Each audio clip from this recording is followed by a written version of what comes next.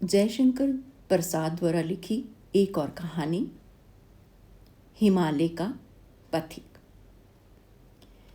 गिरिपथ में हिमवर्षा हो रही है। इस समय तुम कैसे यहाँ पहुंचे? किस प्रबल आकर्षण से तुम खिंचाए? खिड़की खोलकर एक व्यक्ति ने पूछा।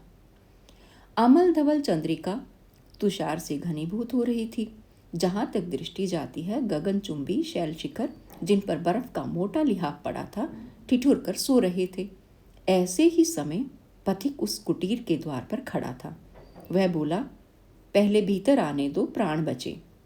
बर्फ जमी हुई थी। द्वार पश्चिम से खुला। पथिक ने भीतर जाकर उसे बंद कर लिया। आग के पास पहुंचा और उष्णता का अनुभव करने लगा। ऊपर से और 2 कंबल डाल दिए गए। कुछ काल बीतने पर पथिक होश में आया। देखा, शैल भर में एक छोटा सा गृह धुंधली प्रभा से आलोकित है। एक वृद्ध है और उसकी कन्या। बालिका युवती हो चली है। वृद्ध बोला, कुछ भोजन करोगे? हाँ, भूख तो लगी है। वृद्ध ने बालिका की ओर देखकर कहा, किन्नरी, कुछ ले आओ। किन्नरी उठी और कुछ खाने को ले आई। पथिक दच्चित होकर उसे खाने लगा। किन्नरी चुपचाप आग के पास बैठी देख रही थी। युवक पथिक को देखने में उसे कुछ संकोच न था। पथिक भोजन कर लेने के बाद घूमा और देखा, किन्नरी सचमुच हिमालय की किन्नरी है। ऊनी लंबा कुर्ता पहने है। खुले हुए बाल एक कपड़े से कसे हैं जो सिर के चारों ओर टोप के समान बंधा है। कानों में 2 बड़े बड़े फिरोजे लटकते हैं। सौंदर्य है जैसे हिमानी मंडित उपत्यका में वसंत की फूली हुई वलरी पर मध्याह्न का आतप अपनी सुखद कांति बरसा रहा हो। हृदय को चिकना कर देने वाला रूखा यौवन प्रत्येक अंग में लालिमा की लहरी उत्पन्न कर रहा है। पथिक देखकर भी अनिच्छा से सिर झुकाकर सोचने लगा। वृद्ध ने पूछा, कहो, तुम्हारा आगमन कैसे हुआ? निरुद्देश्य घूम रहा हूँ। कभी राजमार्ग, कभी खड, कभी सिंधु तट और कभी गिरिपथ देखता फिरता हूँ। आंखों की तृष्णा मुझे बुझती नहीं दिखती। ये सब क्यों देखना चाहता हूँ, कह नहीं सकता। तब भी भ्रमण कर रहे हो? हाँ, अब की इच्छा है कि हिमालय में ही विचरण करूं, इसी के सामने दूर तक चला जाऊं। तुम्हारे माता पिता हैं?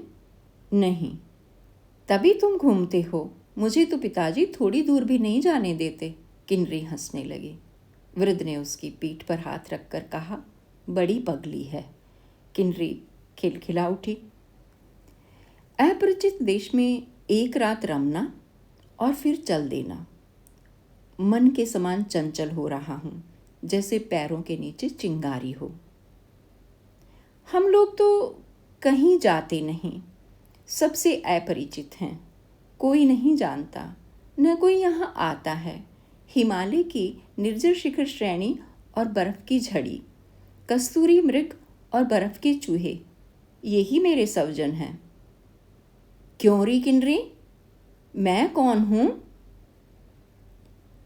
तुम्हारा तो कोई नया परिचय नहीं, वही मेरे पुराने बाबा बने हो। वृद्ध सोचने लगा। पथिक हंसने लगा। किन्नरी अप्रतिभ हो गई।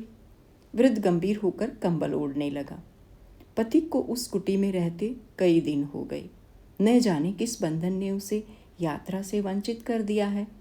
पर्यटक युवक आलसी बनकर चुपचाप खुली धूप में बहुधा देवदारू की लंबी छाया में बैठा हिमालय खंड की निर्जन कमनीयता की ओर एकटक देखा करता है।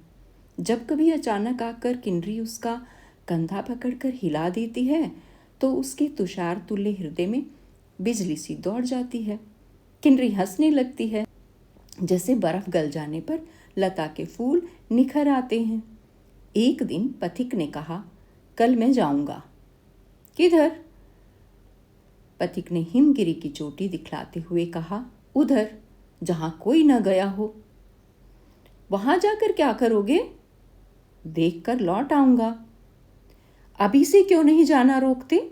जब लौट ही आना है। देख कर आऊंगा। तुम लोगों से मिलते हुए देश को लौट जाऊंगा। वहां जाकर यहाँ का सब समाचार सुनाऊंगा। वहाँ क्या तुम्हारा कोई परिचित है? यहाँ पर कौन था? चले जाने में तुमको कुछ कष्ट नहीं होगा? कुछ नहीं। हाँ, एक बार जिनका स्मरण होगा उनके लिए जी कचोटेगा। परंतु ऐसे कितने ही हैं? कितने होंगे? बहुत से, जिनके यहाँ 2 घड़ी से लेकर 2-4 दिन तक आश्रय ले चुका हूँ, उन दयालुओं की कृतज्ञता से विमुख नहीं होता। मेरी इच्छा होती है कि उस शिखर तक मैं भी तुम्हारे साथ चलकर देखूं। बाबा से पूछ लूं? ना ना, ऐसा मत करना। पथिक ने देखा, बर्फ की चट्टानों पर श्यामल दुर्वा उगने लगी है। मतवाले हाथी के पैर में फूली हुई लता लिपटकर सांकल बनना चाहती है। वह उठकर फूल बिनने लगा। एक माला बनाई, फिर किन्नरी के सिर का बंधन खोलकर वही माला अटका दी। किन्नरी के मुख पर कोई भाव न था, वह चुपचाप थी। किसी ने पुकारा, किन्नरी। दोनों ने घूम कर देखा। वृद्ध का मुंह लाल था। उसने पूछा, पथिक, तुमने देवता का निर्माल्य दूषित करना चाहा? तुम्हारा दंड क्या है? पथिक ने गंभीर स्वर से कहा, निर्वासन। और भी कुछ? इससे विशेष तुम्हें अधिकार नहीं, क्योंकि तुम देवता नहीं जो पाप की वास्तविकता समझ लो। और मैंने देवता के निर्माल्य को और भी पवित्र बनाया है। उसे प्रेम के गंध जल से सुरभित कर दिया है। उसे तुम देवता को अर्पण कर सकते हो। इतना कहकर पथिक उठा और गिरिपथ से जाने लगा।